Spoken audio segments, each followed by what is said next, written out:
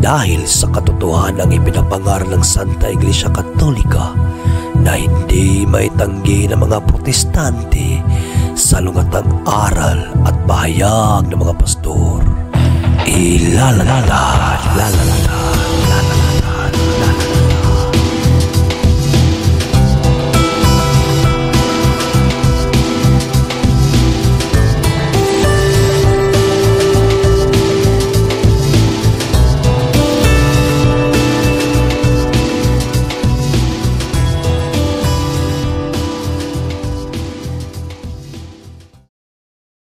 Car bag sauce in hand.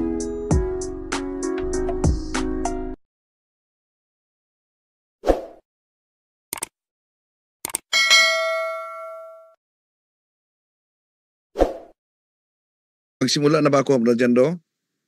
Yes, go ahead, bro. Okay. So, sa pagkakataong ito, ating sasagutin itong matagal na at paulit-ulit na atake, tuligsa sa ating mga kapatid sa Iglesia Adventista. No? Lalo na yung grupo ng Seventh-day Adventist. Kung maalala nyo, yung dalawa humingi na ng sorry sa pagpasok nila sa katedral, no, doon sa Bayugan. So, sana makulong pa rin yung Brother Wendell para wag pamarisan. Humiling na ng sorry yung dalawa. At ngayon, sasagutin natin itong propaganda ng Adventista na ang Papa daw ay nagpakilalang Diyos. Pero alam niyo, matagal kahit sa kanilang aklat nakasulat ito.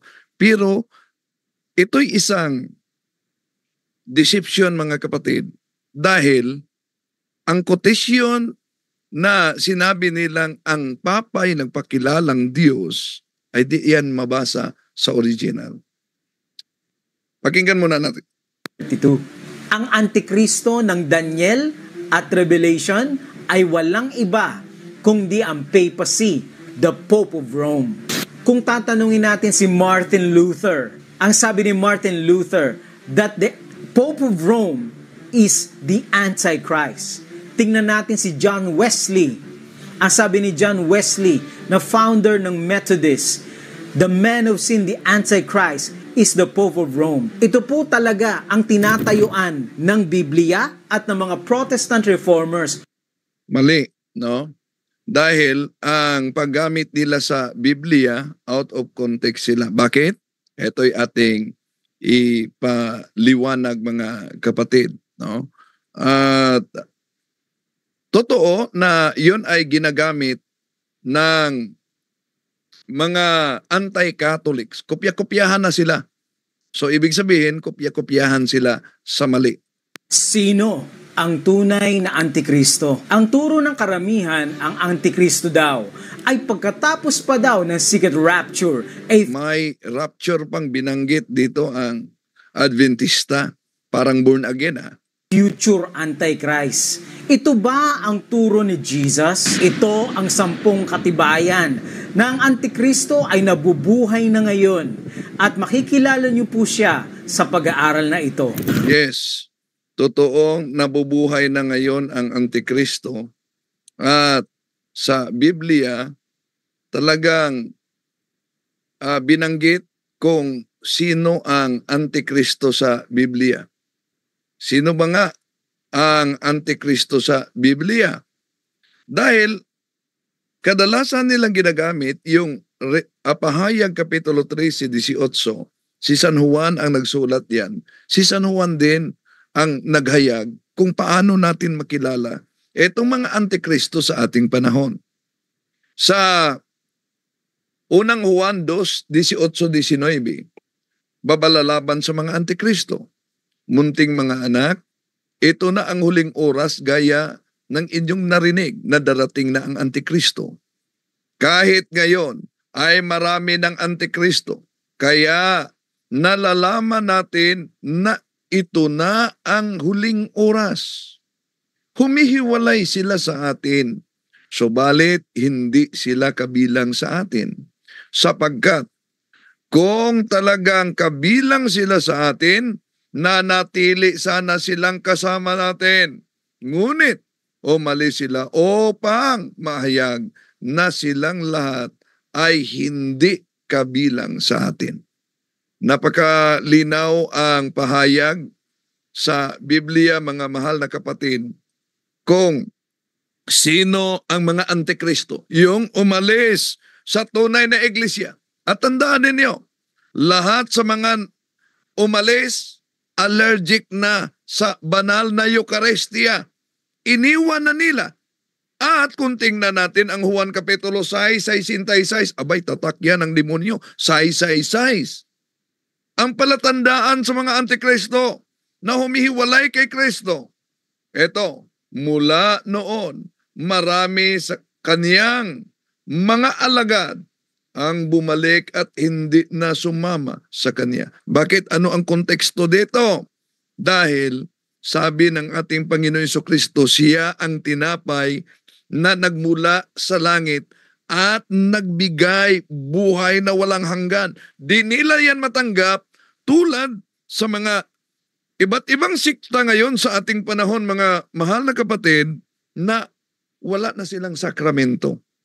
Allergic sa sakramento, allergic pa sa sacramentals. Okay. Tuloy natin itong Adventista. Revelation 14 verse 9. At sumunod sa dalawa ay katlong anghel na sumisigaw, sino mang sumamba sa halimaw at sa larawan nito at nagpatatak sa kanyang noo o sa kamay ay paiinumin ng Diyos ng purong alak at ng kanyang puot na ibinuhos sa kopa ng kanyang galit. Papahirapan sila sa apoy at asupre sa harapan ng mga banal na anghel at sa harapan ng kordero. Yon. Binanggit niya ang revelation na pahihirapan daw umano sa apoy, mga kapatid. Ang tanong, sino ba ang pahihirapan sa apoy kung gamitin natin ang aklat mismo ni Ellen Goldwhite? Pakita natin ang kanilang aklat. Ito ang mabasa sa aklat ni Ellen Goldwhite. O, tingnan niyo ha, di yun kotisyon.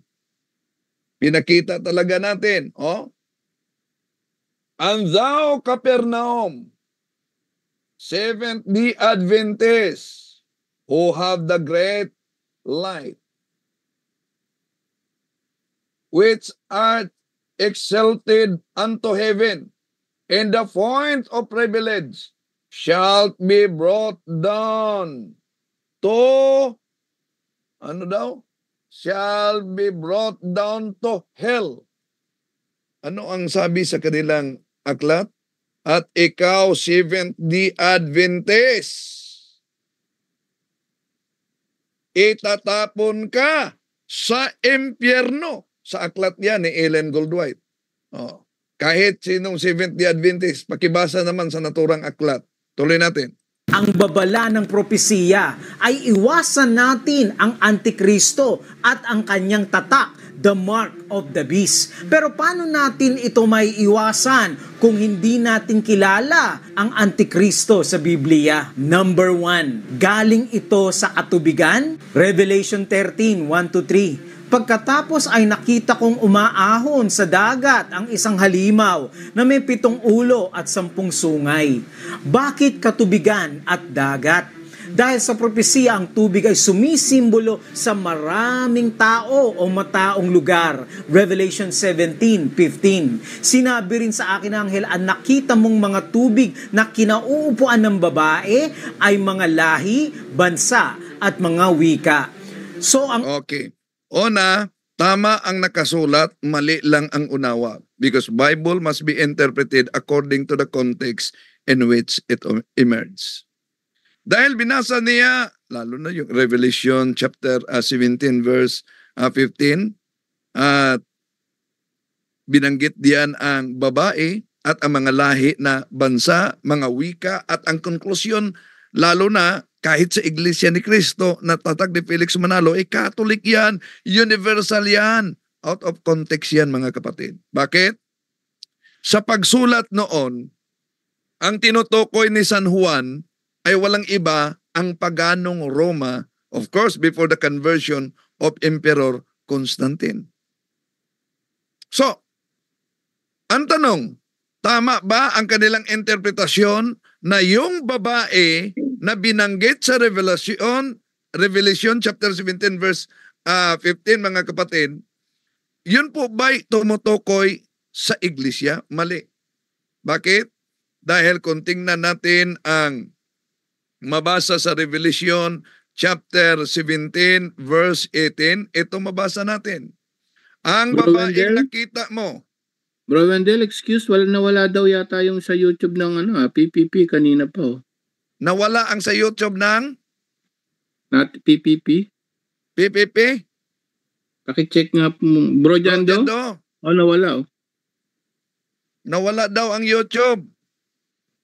Baka Kanina. mahina ang signal sa inyo. Nandyan ba, Parang Bro Jando? sayang yung hindi nga rin siya sumasagot na eh. Ba? Nawala ng kuryente siguro dun. Baka nawalang kuryente ni Bro Junry, Bro nandiyan Jando? ka? Nawala si Jando sa Zoom. Pati PPP, oo, nawala din daw. Baka nawala ang kuryente nila. Patuloy Kaya na nga lang, Bro Wendell. sayang yung topic, kaya in-interrupt kita. Baka masayang Oo yung nga. topic. No, baka brown out sila. Hope na muling magbalik yon. Patuloy na lang. Sige, Sige. bro. Tuloy na lang para sa Ipagpatuloy na lang natin. channel. Sige No? po. Okay, salamat Bro Angel. Now, ngayon, balikan natin. Sa pahayag Kapitulo 17-18, ito ang mabasa natin, mga mahal na kapatid.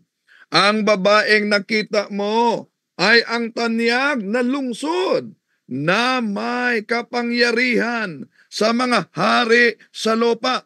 Ano daw ang babae na nakita? Tanyag na lungsod. Kaya dito pa lang, butata na ang kanilang interpretasyon na ang babae ay iglesia. Tanyag na lungsod. At tandaan natin kahit sa history, kung sisilipin natin, ang paganong Roma ay nagiging tanyag na lungsod sa panahong yon. Sa kasaysayan ng daigdig, ika-4 na edisyon ni Sonia Saide, ito ang ating mabasa. Sa panahon ng katanyagan ng Rome, ang komersyo ng Rome ay nakarating sa pinakamalayong panig ng mundo. See? Kaya, yung sinabi nila na tumutukoy yan sa iglesia, mali. Tumutukoy yan sa paganong Roma. Kung silipin din natin ang aklat na Ancient and Medieval History by Francis Witten, ito ang mabasa natin. Rome under kings, the city on the seven hills. Before the year 510 BC, Rome had acquired by wars with the neighboring Etruscans, Sabines, and Latins the whole south bank of the Tiber, from the sea to the highland. Yon, makita natin mga kapatid na tanyag na ang Roma. Pero kahit tanyag na ang Roma noon, di natin dapat makalimutan na meron ng mga Kristiyano din sa Roma sa panahon, although maliit lamang sila before the conversion of Emperor Constantine. Kung tingnan natin ang aklat na ang pamagat ay New Encyclopedia Britannica Volume 10, page 146. Roman Catholicism, a Christian church characterized by its uniform, highly developed doctrinal and organizational structure that traces its history to the apostles of Jesus Christ in the first century Anno Domini. The history of the Roman Church in the early pre-Constantinian period is essentially that of a small sect composed of recruits attracted from the lower classes of the empire. So, napakalinaw mga kapatid na meron ng nakapasok na Kristyanismo doon sa Roma. Kung ang konklusyon nila, basta lumalaganap, pag lumalaganap, ang ibig sabihin ay babae na tinutukoy sa Revelation chapter 17. Mali. dahil ang iglesia ng ating Panginoong Hesus lalaganap din. Lucas Kapitulo 24:47. Sa ganitong paraan, ang pagsisisi at kapatawaran ng mga kasalanan ay dapat maihayag sa lahat ng mga bansa sa kaniyang pangalan simula sa Jerusalem.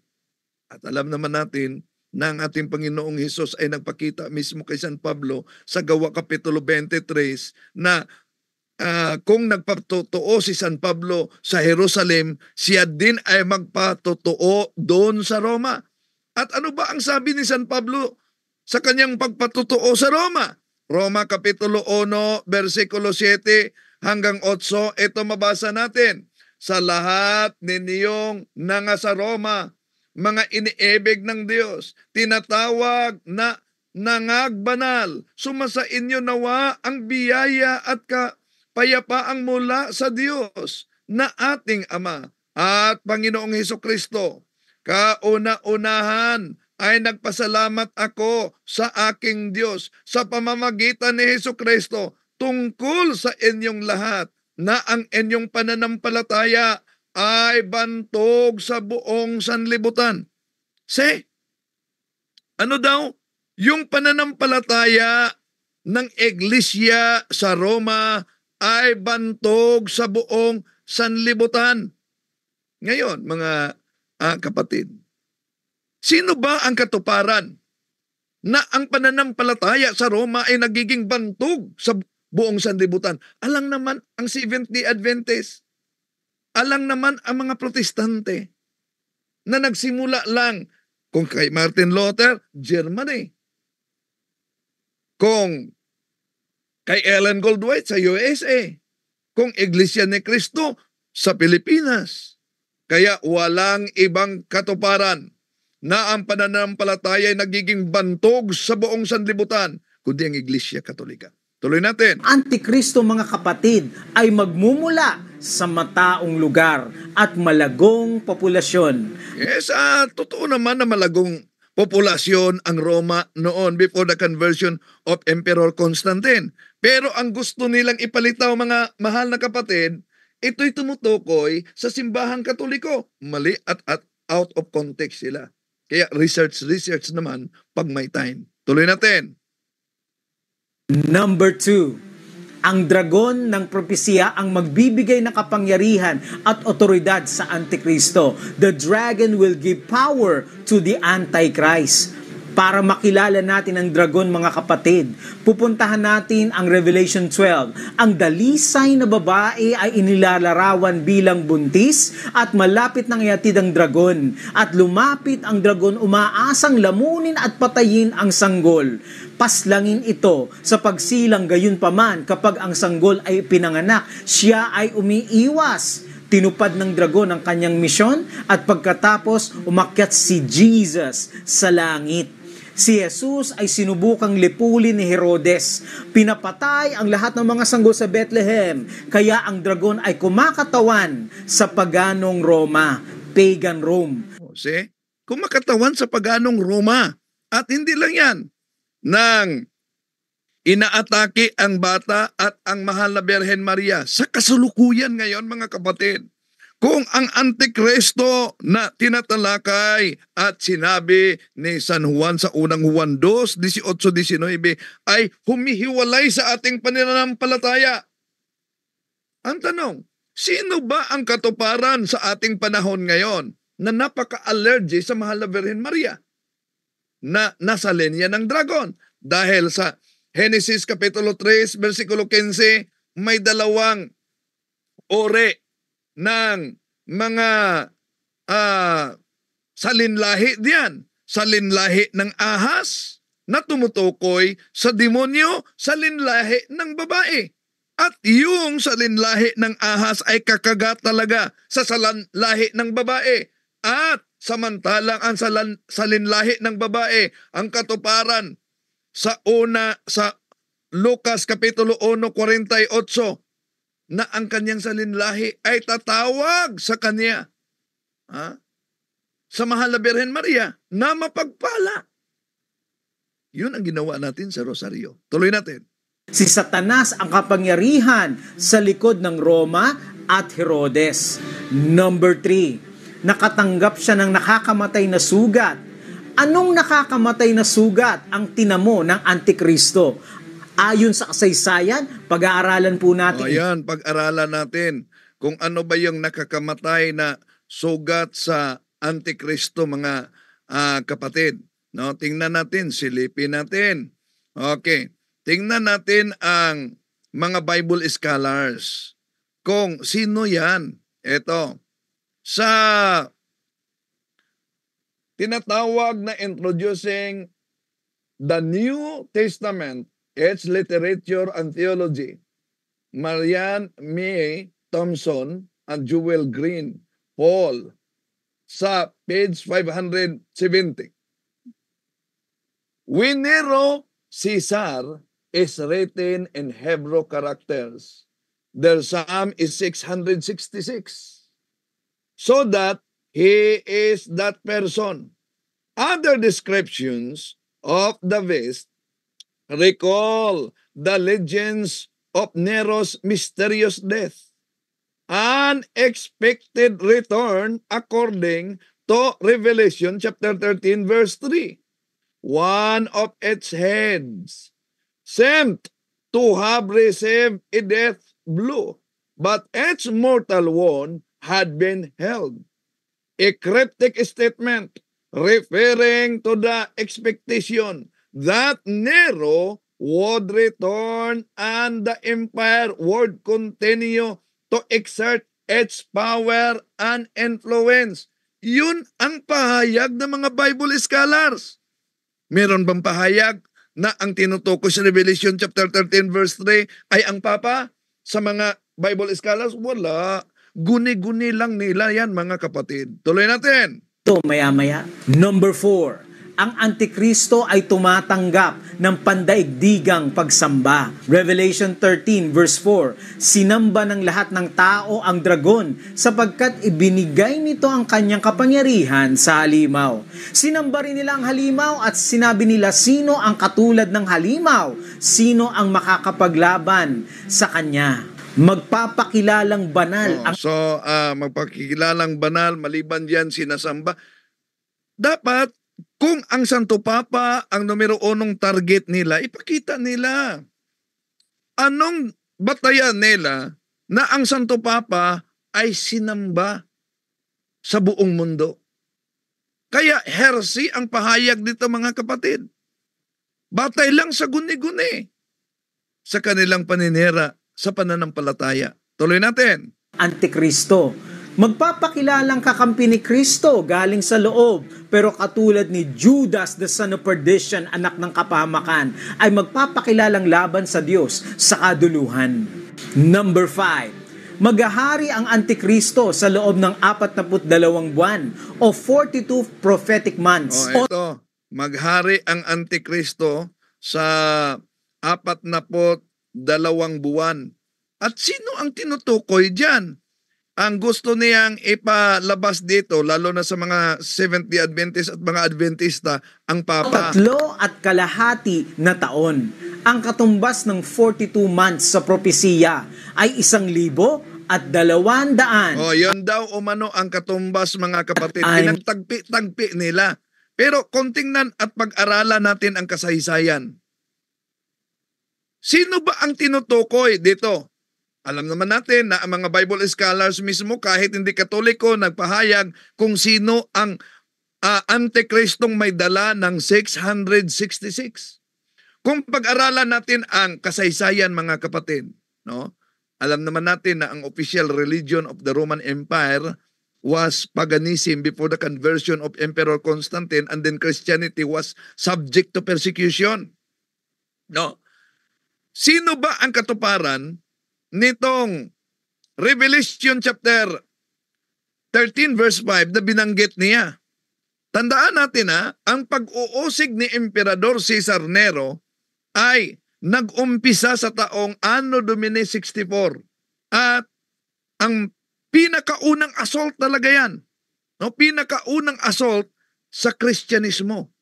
Kaya kung tingnan natin ang Revelation chapter 13 verse 5, ito ang ginamit nila mga mahal na kapatid. The beast was given a mouth, uttering proud boast, and blasphemous, and it was given authority to act for 42 months. Yun ang mabasa.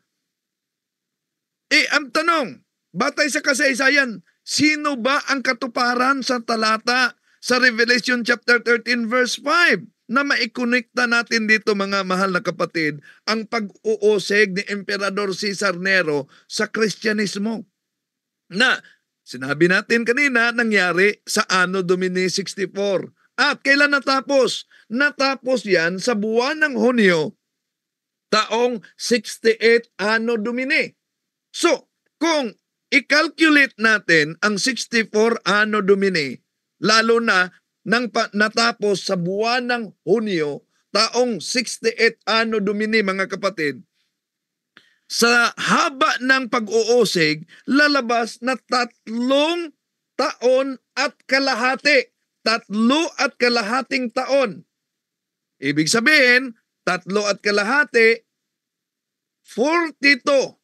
42 buwan ang total na siyang tinutukoy at natupad din sa talata sa Revelation chapter 13 verse 5.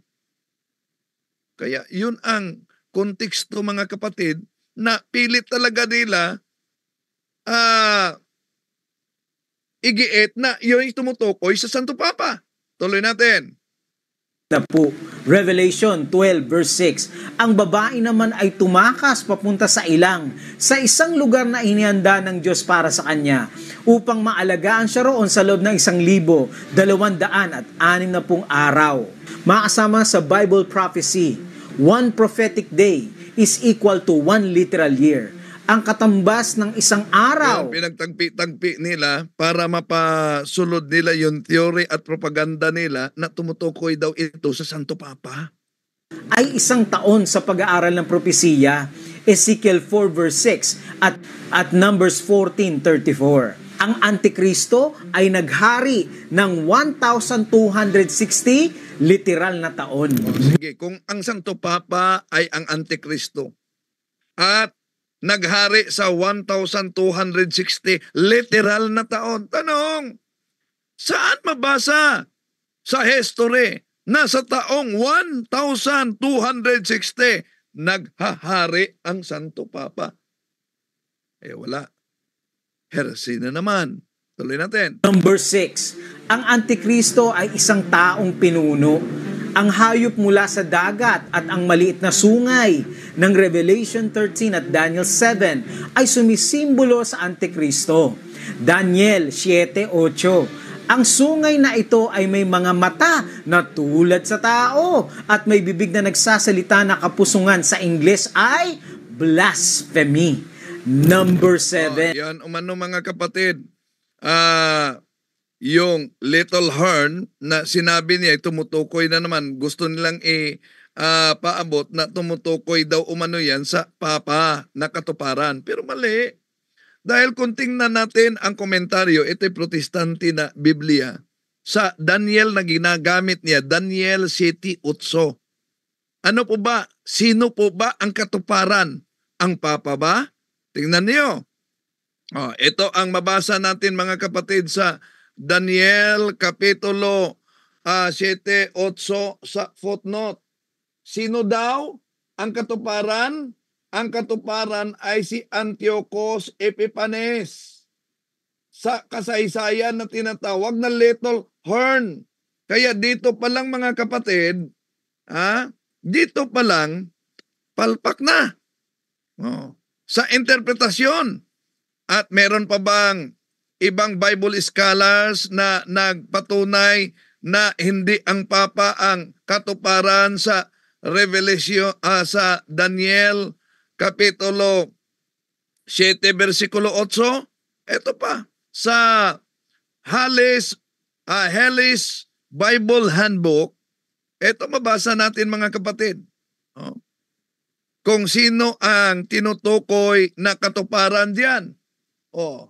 So malinaw na ang Daniel 7:8 ang tinutukoy, sino daw ang tinutukoy? Ay ang infamous Seleucid ruler Antiochus IV, also called Epiphanes. He was the one of the 4 rulers who emerged from the divided Greek Empire after Alexander's death. Antiochus Epiphanes invaded Israel with the purpose of Hellenizing the Jews, trying to force them to accept Greek dress, customs, and religions. He stopped the sacrifices from 168, 165 BC. So, napakalinaw mga kapatid na ang ginagamit nila na pahayag sa Daniel 7:8 ay batay lang sa sariling guni-guni at out of context sa history, lalo na sa mga Bible scholars. Magsasalita siya ng blasphemy, kapusungan, laban sa Diyos. Revelation 13:5. At binigyan siya ng isang bibig na nagsasalita ng malalaking bagay at mga kapusungan. Ano ba ang kapusungan? Blasphemy in English, mga kapatid. John 10:33 says, sinagot siya ng mga Hudyo, hindi dahil sa mabuting gawa ay binabato ka namin, kundi sa pamumusong. Blasphemy. At sapagkat ikay bagaman ikay ay tao, ay nagkukunwaring Diyos. Ang kapusungan o blasphemy ay kapag ang isang tao ay nagpapakilalang Diyos, ngunit ito'y hindi kapusungan o blasphemy kay Jesus dahil siya'y tunay na Diyos. Lucas 5:21. Sino ito na nagsasalita ng mga kapusungan? Sino ang makakapagpatawad ng mga kasalanan kundi ang Diyos lamang? Ikukumpisal. Yon ang punto niya, kapusungan daw dahil may kumpisal. At ang pinaniniwalaan nila, sinabi naman sa Biblia, sino ang makapagpatawad ng kasalanan? Tao lang. Ipinutol na. Una, ang konteksto sa ginamit niyang talata sa Lucas, pahayag diyan sa kumakalaban kay Kristo at yun ang kanyang pinaniniwalaan. At pinaniniwalaan ng iba't ibang mga sekta na Diyos lang ang magpatawad ng kasalanan. Pero may karugtong yan, sagot ng ating Panginoon Jesucristo, na ang anak ng tao ay may kapangyarihan sa pagpatawad ng kasalanan dito sa lupa. At ang kapangyarihan na yan ay ibinigay niya sa kanyang mga alagad, unang mga obispo, mga kaparian. Juan Kapitulo 20:23, ang patatawarin ninyo sa kanilang mga kasalanan ay pinatawad na nga.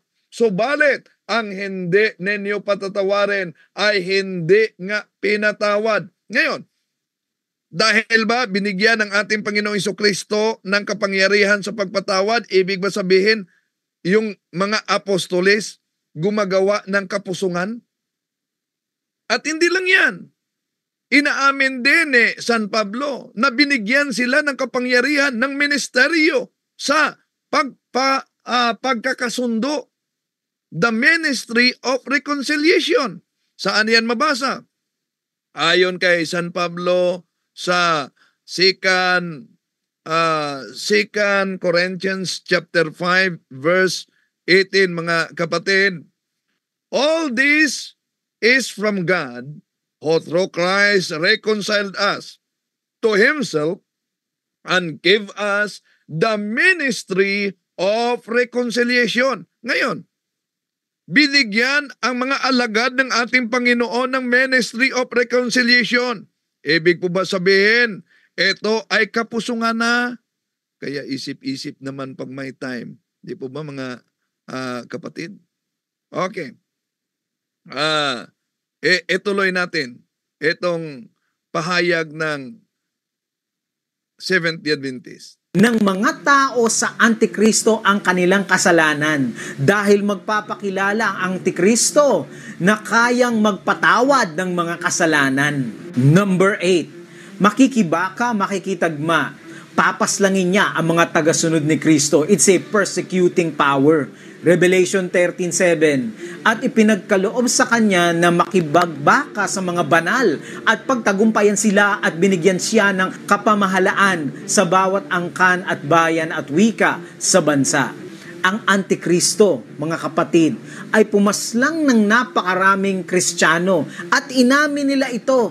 At Sandali muna, bago tayo pupunta sa inamin nila ito, pinaslang daw ang maraming mga Kristiyano. Pinaslang ng Antikristo at tandaan ninyo, ang tinutukoy niya ay ang Papa. At iniugnay nila yung Inquisition daw. No? Nauna natin sinagot. Pero balikan natin.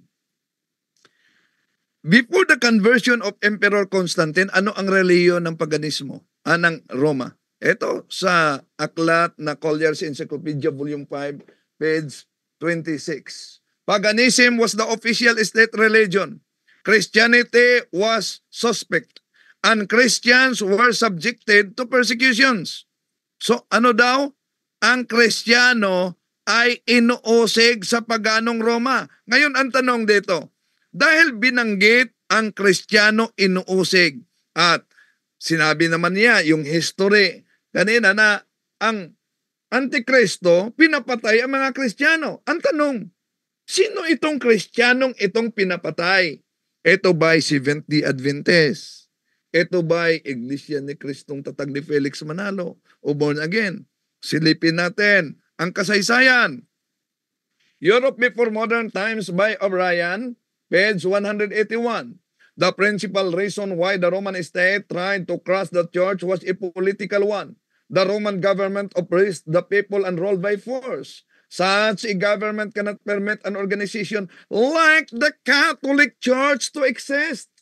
The Christians would not adore the state as supreme in all things, would not accept the emperor as God. Napakalinaw mga kapatid na ang inuusig na Kristiyano walang iba kundi ang Iglesia Katolika, hindi Protestante, dahil wala pang Protestante sa panahong yaon. Halimbawa, sa unang matinding pag-uusig, kung tingnan natin ang Europe Before Modern Times by O'Brien, page 181, sino ang napatay? O eto, Emperor Cesar Nero. Sino ang napatay? Tingnan niyo, meron bang Protestante diyan? Sila si San Pedro, si San Andres, San Pablo, Domitian, si San Juan, suffered for the faith and banished to the island of Patmos. O sa Trajan, sino? Tingnan niyo, sino? Si Clement of Rome, Everestus, Alexander, all popes, mga santo papa. Tingnan niyo, sa panahon ni Marcus Aurelius, sino? Saint Polycarp of Smyrna, Saint Austin de Martyr, Saint Cecilia. Panahon ni Septimo Severus, sino?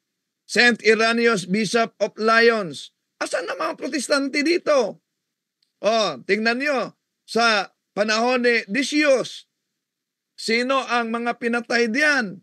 Mga Kristiyano, mga Katoliko yan, si Valerian, sila si Saint Sixto, Saint Lawrence, Santo Papa at Diakono yan.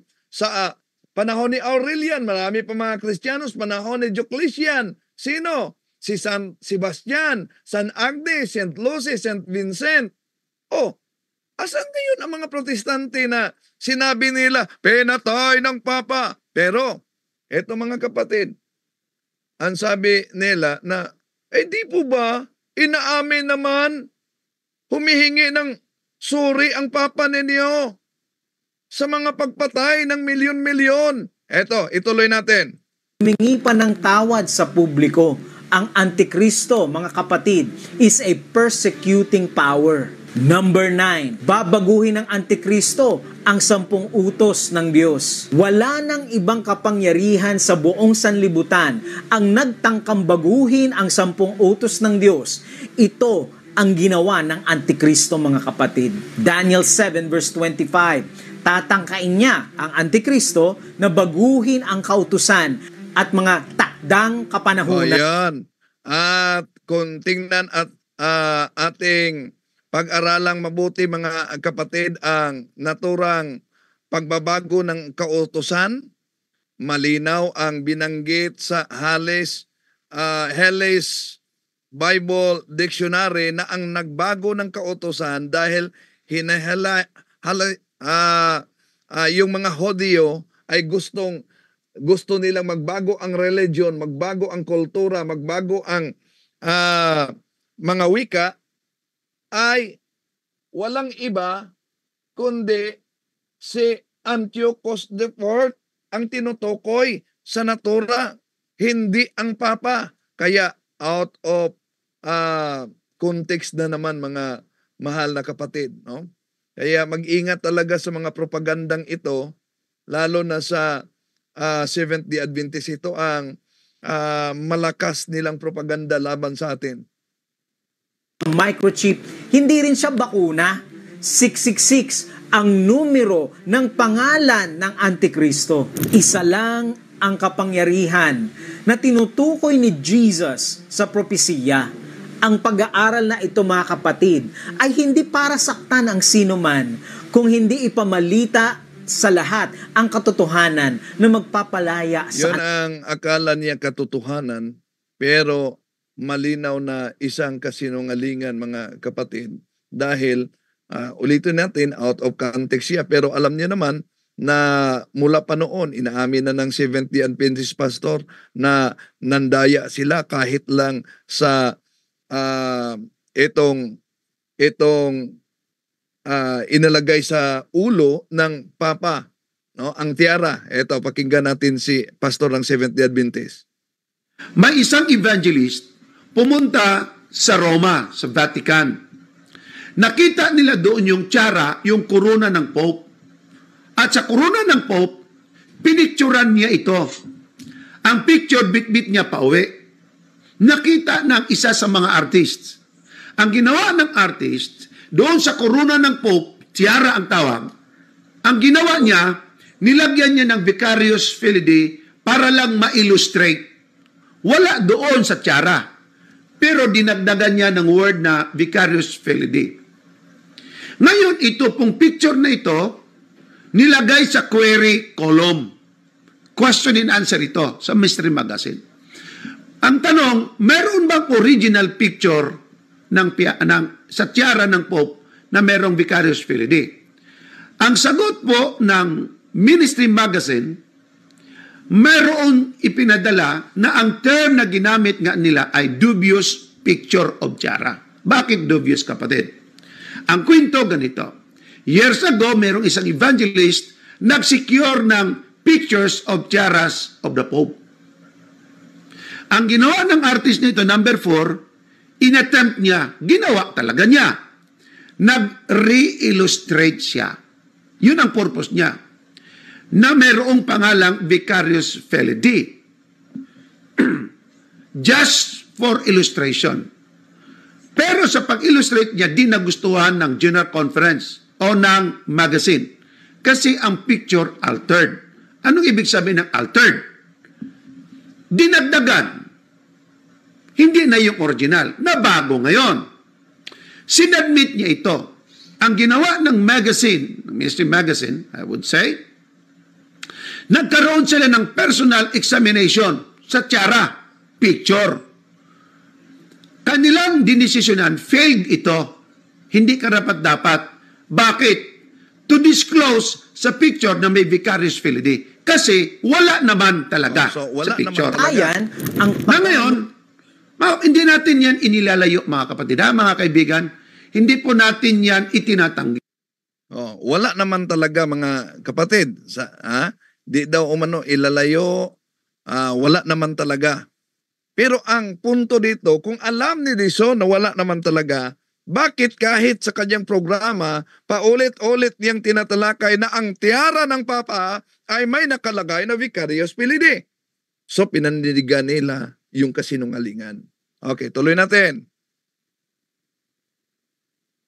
Ang turo ng Biblia ngayon, ito po ang 10 katibayan na ang Pope of Rome, ang Antikristo. Number 1, lumitaw ang kapapahan mula sa Roma, isang mataong lugar. Ang Vatican, isang kaharian na mayroong 174 na bansa, ay mayroon ding diplomatikong relasyon sa Vatican. Iyan ay dahil ang Vatican ay isang kaharian. Natutunan natin na ang tubig ay kumakatawan. Yun, pinagtagpi-tagpi. Totoo naman na ang tunay na iglesia ay tinatawag na kaharian. Di po ba? Kung tingnan natin ang Daniel 2:44 na ang Diyos mismo ay magtatag ng kaharian na hindi magiba at hindi maagaw ang kapangyarihan ni numan. Sino bang katuparan diyan? Pero yung katubigan at binanggit niya, nauna nating tinalakayan mga kapatid na ang konteksto yan ay tumutukoy sa paganong Roma noon. Mga tao, mga wika at geographical na lokasyon ng kapangyarihan ng Papa ay nasa Roma, Italy, sa gitna ng Western Europe. Number 2, ang Roma ang nagbigay ng kapangyarihan sa Antikristong kapapahan. Ayon sa mga historiador at kasaysayan, ang paganong Romano sa pamamagitan ni Constantine, ibinigay ni Emperor Constantine ang kanyang kapangyarihan sa mga bishops ng Roma. So dapat may history sila na pinakita mga kapatid na binigay ni Emperor Constantine ang kapangyarihan. Wala naman. Makita natin sa kasaysayan, after the conversion of Emperor Constantine, Catholicism flourished to determine Christianity. At sa iba pang history, sa year 312, anong sabi? Sa year 312, Emperor Constantine joined the church. He stopped the persecutions and made the Catholic Church as the official state religion in the Roman Empire. Gradually, the church or the temples of the pagan religions were closed and their lands were given to the Christian churches. Yun ang mabasa, hindi ang kapangyarihan. Yung mga lupa sa mga templo ng pagano na nasarado ang ibinigay. Pero kung sinabing kapangyarihan, ibig ba sabihin, huminto sa pagiging emperador si Constantino dahil naibigay niya sa mga obispo? Illogical naman. Di po ba? Common sense naman.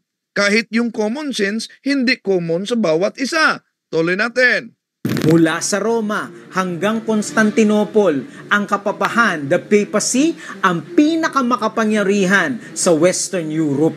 Number 3, ang Antikristo ay may nakakamatay na sugat. Nagsimula ang pamumuno ng kapapahan noong 538 AD. Okay, napansin nyo ba mga kapatid, kung hindi nyo sinusuring mabuti ang kanyang pahayag, parang totoo nga no, pero walang history. Una, dito, nagsimula umano ang pamumuno ng Santo Papa sa taong 538 Anno Domini. Ito'y nagsusuwagan na. Bakit nagsusuwagan? Di po ba bago lang binanggit niya na sa panahon ni Emperador Constantino, binigay niya ang kapangyarihan sa Papa at sa mga obispo. Pagkatapos, kailan ba yung panahon ni Emperador Cesar Nero? Taong 312 Anno Domini. Pagkatapos sinabi, nagsimula ang pamumuno ng Papa sa taong 538 Anno Domini hanggang February 20, 1798. Hanggang February umano, taong 1798. Ibig ba sabihin, nawala na ang pamumuno ng Papa sa kasalukuyan ngayon dahil may hangganan sa taong 1798? Aba, isip-isip naman pag may time. Natapos ang paghahari ng kapapahan. Natapos daw ang paghahari. Natapos ba ang pamumuno ng Papa? Noong February 20, 1798, dapat ibigay nila ang ang kasaysayan. sa kasaysayan at propesiya at natupad sa kasaysayan ito nang lumusob ang general ni Napoleon na si General Berthier sa Vatican at binihag si Pope Pius VI. Akala nila ayun na ang katapusan ng kapapahan. So, ito naman, nagsusuwaga na. Akala nila, iyon naman ang katapusan ng kapapahan. Di po ba sabi niya, natapos ang pamumuno ng Papa, ang paghari ng Papa. Pero nang nilusob ito sa French Revolution, akala nila ito na ang katapusan. O yan, nagsusuwagan talaga mga kapatid. Hindi pa po mga kapatid, dahil ang sugat na ito ay gagaling ito. Ang sugat na ito, out of context na naman. Nauna nating tinalakay na yung sugat na yan ay walang iba ang tinutukoy, walang iba kundi si Cesar Nero. Hanggang sa mga huling araw. At manunumbalik ang Pope of Rome bilang isang persecuting power katulad noong Dark Ages. Anong balik daw ang persecuting power? Number 4, ang kapapahan ay tumatanggap ng pagsamba ng buong mundo. Ang Santo Papa tumatanggap ng pagsamba sa buong mundo. Hindi mapagkakaila na ang papacy. Asan? Anong batayan niya? Dahil lang may mga nakipagkita na mga Orthodox, may nakipagkita na mga pangulo sa iba't ibang bansa, pagsamba na ba yon? Ay maimpluwensya at sinasamba ng mga kilalang makapangyarihan. Sinasamba. Yung mga leaders iba sa ibang bansa, lalo na sa mga Muslim, papayag kaya sila na sambahin nila ang Papa? Pinuno ng mundo at makapangyarihang mga tao mula sa iba't ibang bansa. Number 5, nakita ni Daniel sa kanyang pangitain ang ika-4 na hayop at yun ay ang nakakatakot na dragon na mayroong 10 sungay. Ito ay sumasagisag sa 10 divisions of Western Europe. Ngunit ang 3 dito ay nabunot ayon sa Daniel 7:8. Ito'y tinalakay na ni Bro Jando. So may mabasa ba kayo na ang katuparan diyan, ang nagbunot ay ang Papa? Okay, tuloy natin. The beast. At ito ay tungkol sa pagsamba. Ang Antikristong kapapahan ay ang tinutukoy ng propesiya na magsasalita ng kapusungan. Question: ano ulit ang kapusungan o blasphemy? Number 1, kapag ang isang tao ay tao lang ngunit nagpapakilalang Diyos. Number 2, at nagpapakilalang may kapangyarihan magpatawad ng kasalanan. Yun ang kapusungan daw dahil alam naman natin wala silang authority sa pagpatawad ng kasalanan mga kapatid.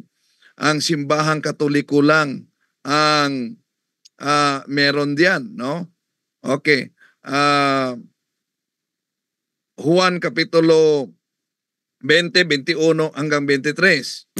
We hold upon this earth the place of God Almighty. Thou art yun.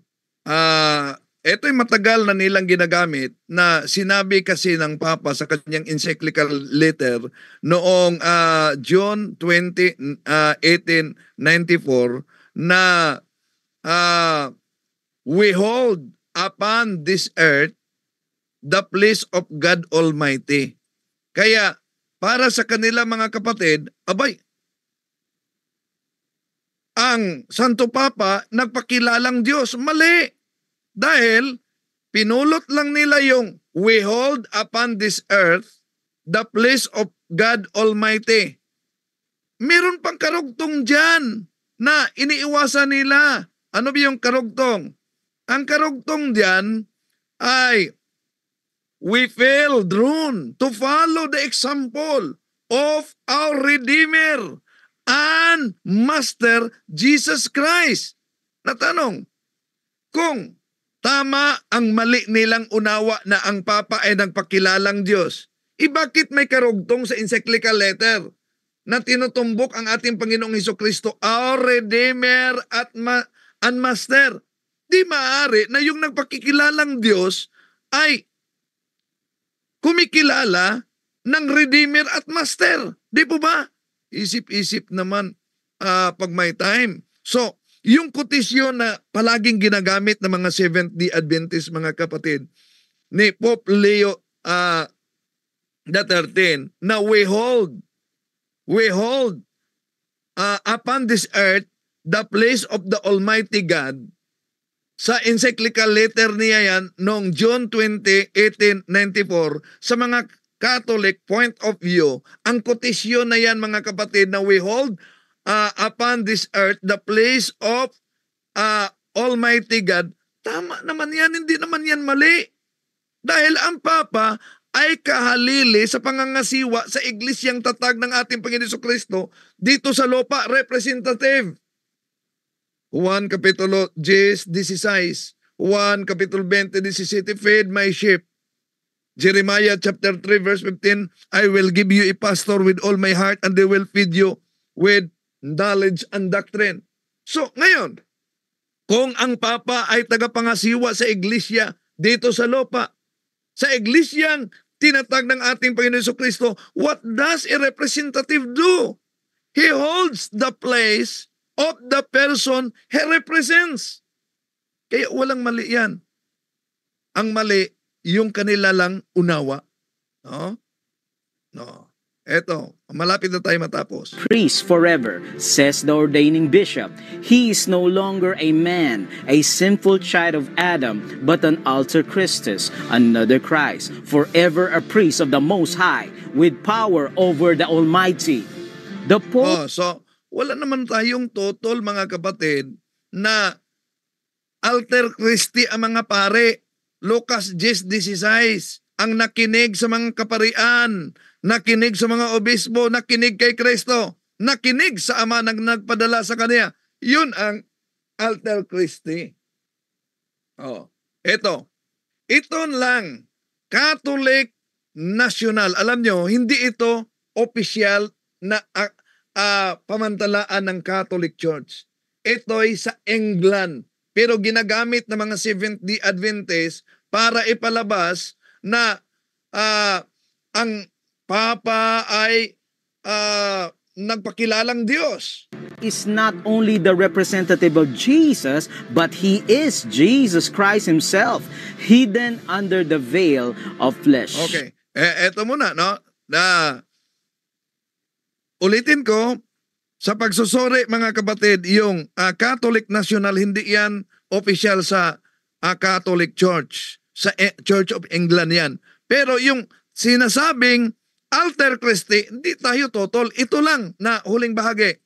He, the Pope, is the infallible ruler, the supreme judge of heaven and earth, the judge of all, being judged by no one, God himself on earth. Yun. God on earth? Meron pa siyang reaction. God himself on earth? Mga kapatid, isang malaking kasinungalingan diyan. Dahil, bakit? Yung God himself on earth, wala yung mabasa. Ito ang ating makita at may length diyan. Ito ang, since those in higher authority are not judged by inferiors, it is evident that the apostolic say, than which no earthly authority is higher, is judged by none, and that is perfectly sound reasoning. Even in civil law, the king is above the law, and not subject to his own laws. Hence, the legal axiom, the king can do no wrong. Yun ang mabasa natin, mga kapatid. Pero wala yung tinatawag niya na ano daw? He is no longer a man, a sinful child of Adam, but an alter Christus, another Christ, forever a priest of the Most High, with power over the Almighty. The Pope is not only the representative of Jesus, but he is Jesus Christ himself, hidden under the veil of flesh. He, the Pope, is the infallible ruler, the supreme judge of heaven and earth, the judge of all, being judged by no one, God himself. Yan. Dagdag yan sa mga Seventh-day Adventists. Kaya ang mapayo ko sa inyo, mga kapatid, kung haharap kayo ng debate sa ganito, dapat ipakita nila. Di ako papayag na makipagdebate sa online. Gusto ko harapan. At ipakita niyo ang original kung saan galing yung quotation. Dahil dinagdagan nila yan. At alam niyo naman mga mahal na kapatid, na ang kasinungalingan, pag ito'y palaging inulit-ulit, ay magmukha talagang parang katotohanan, lalo na sa ating mga kapatid na kulang ang kaalaman.